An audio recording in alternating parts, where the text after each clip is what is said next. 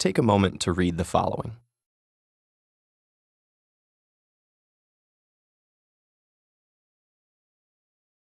How was that? Frustrating? Slow? What were those sentences about? They're actually a simulation of the experience of dyslexia, designed to make you decode each word. Those with dyslexia experience that laborious pace every time they read. When most people think of dyslexia, they think of seeing letters and words backwards, like seeing B as D and vice versa, or they might think people with dyslexia see saw as was. The truth is, people with dyslexia see things the same way as everyone else. Dyslexia is caused by a phonological processing problem, meaning people affected by it have trouble not with seeing language, but with manipulating it. For example, if you heard the word cat and then someone asked you, remove the C, what word would you have left? At. This can be difficult for those with dyslexia. Given a word in isolation like fantastic, students with dyslexia need to break the word into parts to read it. Fan, tas, tick. Time spent decoding makes it hard to keep up with peers and gain sufficient comprehension. Spelling words phonetically like S-T-I-K for stick and F-R-E-N-S for friends is also common. These difficulties are more widespread and varied than commonly imagined. Dyslexia affects up to 1 in 5 people. It occurs on a continuum.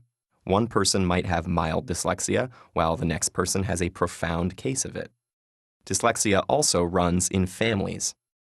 It's common to see one family member who has trouble spelling, while another family member has severe difficulty decoding even one-syllable words like catch.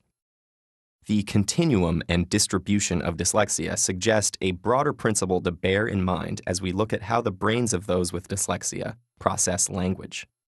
Neurodiversity is the idea that because all our brains show differences in structure and function, we shouldn't be so quick to label every deviation from the norm as a pathological disorder, or dismiss people living with these variations as defective.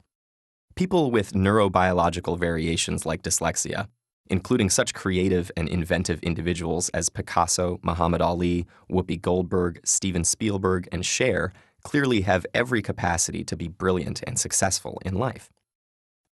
So here's the special way the brains of those with dyslexia work.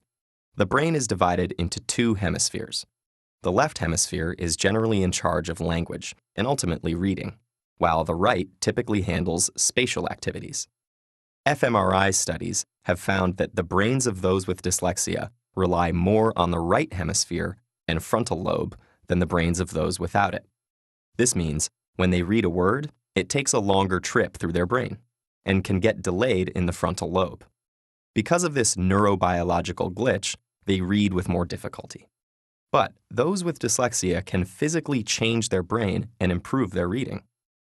With an intensive multisensory intervention that breaks the language down and teaches the reader to decode based on syllable types and spelling rules, the brains of those with dyslexia begin using the left hemisphere more efficiently while reading, and their reading improves. The intervention works because it locates dyslexia appropriately, as a functional variation in the brain, which naturally shows all sorts of variations from one person to another. Neurodiversity emphasizes this spectrum of brain function in all humans and suggests that to better understand the perspectives of those around us, we should try to not only see the world through their eyes, but understand it through their brains.